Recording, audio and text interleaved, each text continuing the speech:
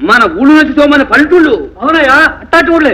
నువ్వేమన్నా బాగు చేస్తావా? అది కదయ్యా, నీ నెత్తి మీద తేలుందో నాయనా అని చెప్పినందుకు నన్ను తీసేమంటే ఎలాగ నువ్వు తీసుకోవాలి కానీ. ఏమయ్యావు, మేం చేసేదానికి నువ్వు చెప్పేది ఏంటయ్యా? ఓపడకయ్యా, నేను చెప్పి సరిగా వినిపించుకోండి. చూడండి, ప్రజలంతా కలిసి కొంత డబ్బు, పంచాయతీ బోర్డు కొంత డబ్బు, గవర్నమెంట్ కొంత డబ్బు అంతా కలిపి మీ చేతికి ఇస్తే ఐపులా కూడా పోతానంటావు అంతేగా? లేవరా లేవడే. సోదరులారా, ఆగండి ఆగండి. పోనీ అదంతా ఖర్చు కష్టం అనుకోండి. చూడండి, మన వీధులు ఎంత అసహ్యంగా ఉన్నాయో.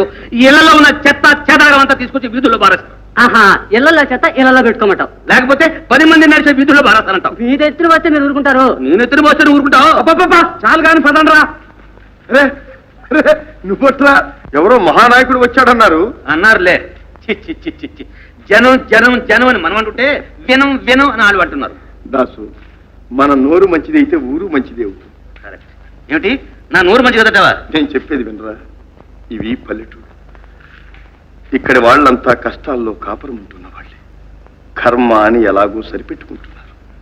కొత్త సమస్య ఏదైనా వచ్చింది అంటే ఏ కొత్త కష్టాలు తెస్తుందోననే వాళ్ళ భయం. గతమంతా వాళ్ళకి ఇదే అనుభవం. వచ్చిన వాళ్ళంతా వాళ్ళను మోసం చేసిన వాళ్ళే.